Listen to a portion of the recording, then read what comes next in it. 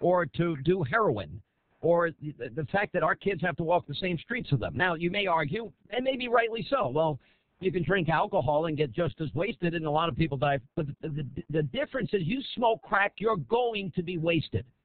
I can drink a glass of wine, and guess what? I can still get my car legally and drive, and I'm not intoxicated. I can drink a beer, half a Heineken Hannity, and I can drink a beer, and I can drive, and I'm not a danger to anybody on the road. There are necessary prescriptions. Look, I know people that have had real, serious, significant pain issues in their life, from operations, herniated discs, you name it. I mean, broken legs, broken body parts, bad accidents. These drugs for them are a godsend. But it's the issue of abuse that, comes into question here.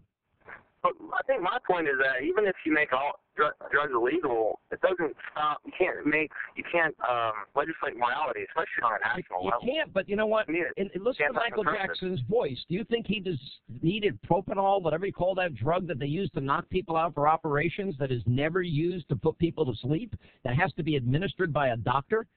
Do you think that? I don't. But the problem is that, to him, he probably thought it was okay because the doctor was giving it to him.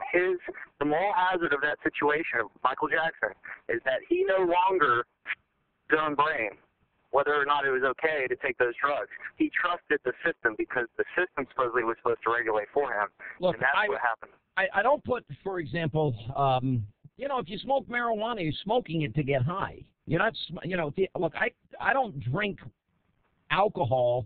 First of all, I'm not a big drinker. I'm not. I just don't like the taste of alcohol that much. Sometimes you self-regulate yourself, right? Yeah, but when I was a bartender, I've given myself amnesty for all dumb things I've done up to the age of 22 when I found Jesus. Period. That's it. And if anybody wants to say, well, Hannity, you at 17 did this, it's probably true, but I'm not going to answer anybody's questions about it because it's none of their darn business what I did at 17. I was an idiot. Does that make sense? Yeah, it does. I mean, I think this is just another reason why I really support Ron Paul, because he makes sense on this. I mean, I think it was crazy. But look, I have a lot of friends that are as libertarian as you, disagree with me on drug legalization. I just don't want to walk the streets. I don't want my kids walking the streets with kids with addicts that have access to crack or to methamphetamine. It's going to happen whether there's a law or not. Well, it is happening, but the difference is we have the ability to stop it in that sense. Not really. Look how bad we failed in war. Yeah, I'm not going to disagree. I think we've never fought the war the right way, and I think it's it's a national tragedy. All right, but I got to go. You took all your time on that topic. I got to roll.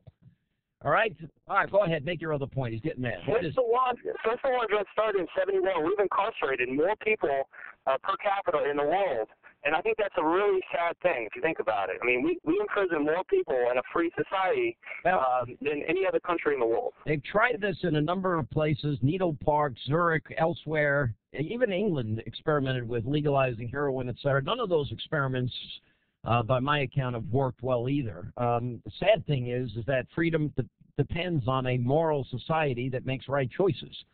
And unfortunately, we're encouraging too much of the wrong choices. But I don't want to talk about Michael Jackson. I'm sick of Michael Jackson.